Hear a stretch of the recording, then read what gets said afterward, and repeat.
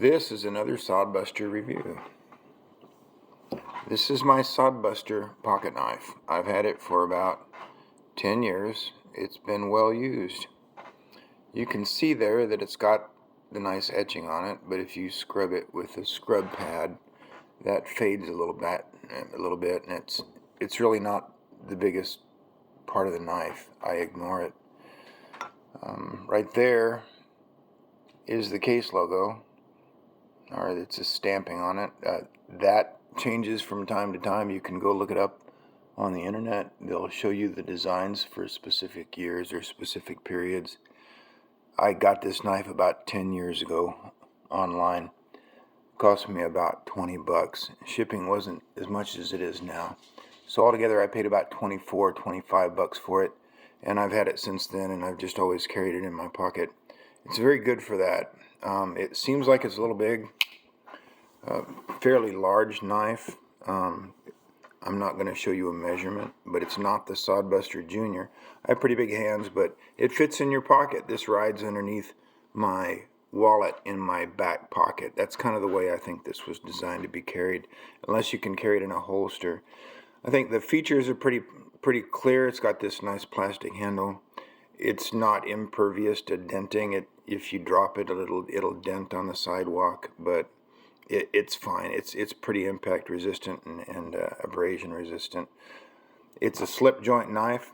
That means there's no locking mechanism, and that's part of what I like about it, is that I can open it and close it without having to do extra things. That's a positive in my eye.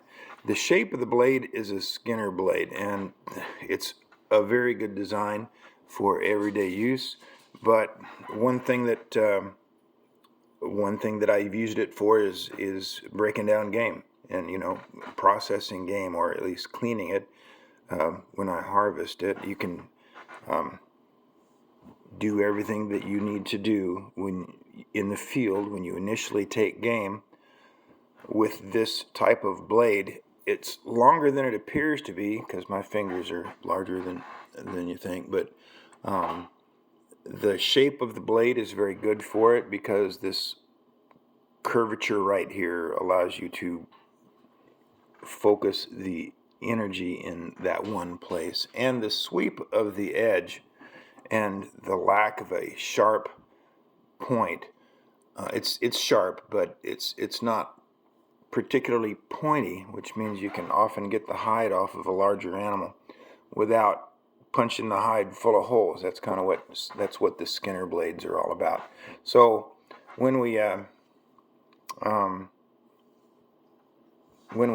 use this, one of the other features is that this handle seems to be a little bit longer than the blade. Well, that's on purpose too. It's not that much longer, but it's shaped in a way that gives you plenty of leverage over the blade. It fits your hand very well. It's fairly slender, so you can put your fingers on it and kind of give that a grab. You can choke up on that blade if you want to. It's just an all-around good knife. I have other knives, but this is my favorite carry knife, everyday carry. And it's 10 years old, and it's still pretty tight. It doesn't wobble back and forth, and I think it's because of that big bolster right there.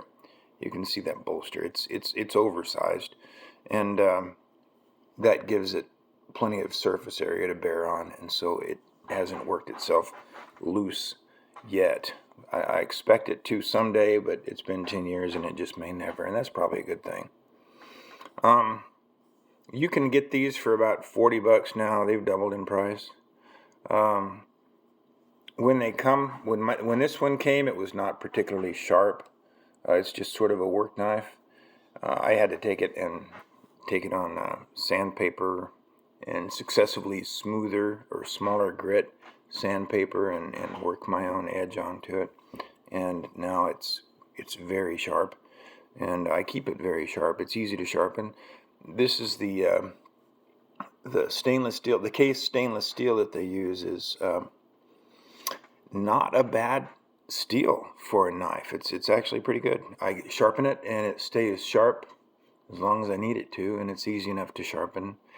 If you don't know how to sharpen a knife, you need to teach yourself how to do that, but it's not a bad knife. I'm not going to get rid of this knife and trade it for something with a 5 or 10% better steel, because this one does just fine.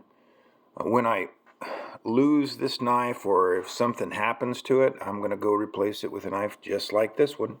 So that's my review on the Case Sodbuster.